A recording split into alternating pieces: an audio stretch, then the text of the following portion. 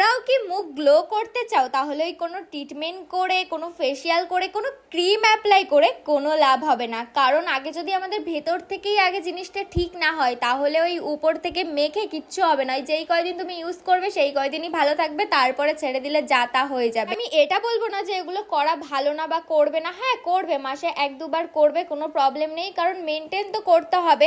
ধরো আমাদের একটা নোংরা গা, সেটা যদি আমরা দিনের পর দিন যদি স্নান না করি, যদি বডি ওয়াশ না দিই, তাহলে তো আমাদের সেই গাটা আরো বেশি নোংরা হয়ে যাবে না? তো ব্যাপারটা হচ্ছে ওই রকম করবে, ওটা তো মেনটেন করবে, কিন্তু আগে তো ব্যাপার আমাদের ভেতর থেকে, শরীরের ভেতর থেকে ঠিকঠাক সারাতে হবে জিনিসটা, তারপরেই তো আমাদের উপরে গ্লো করবে। ভেতরে যদি ভালো থাকে তাহলে উপরে তোমার এমনিই গ্লো করবে। আজকে তোমাদের সেই টিপসটাই আমি দিতে চলে এসেছি। আর তোমরা অনেকে জিজ্ঞেস করেছো তুমি মুখে কি মাখো, তোমার মুখটা গ্লো করে। আমি মুখে মাখার থেকে বেশি কিন্তু এই জিনিসটা প্রত্যেক দিন খাই। তোমরা অন্তত 1 মাস খেয়ে দেখো, তাহলেই বুঝতে পারবে রেজাল্টটা কেমন দেয়। চলো এটা আমি কিভাবে বানিয়েছি, এর মধ্যে কি কি দিয়েছি তোমাদের বলি।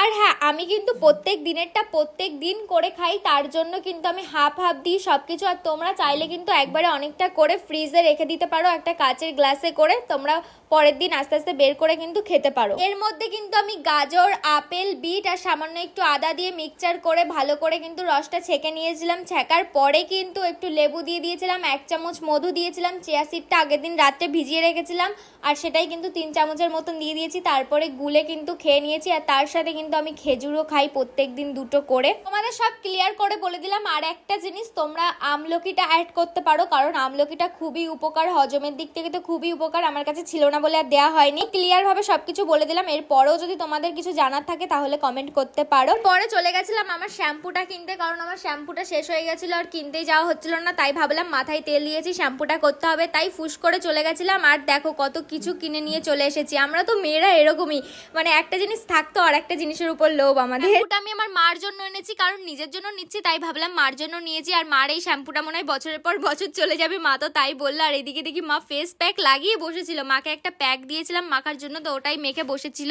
আর আমি আজকে কিন্তু অন্য একটা শ্যাম্পু আনতে গেছিলাম ফ্লিক্সের, এটা আমি ফার্স্ট ইউজ করব, বাট শুনেছি খুব ভালো। ইউজ করার পরে দারুণ ছিল। এটার মাস্কটা পাইনি, মাস্কটা পরে গিয়ে নিয়ে এসেছিলাম, বাট খুব দারুণ ছিল। তোমরা চাইলে ইউজ করতে পারো।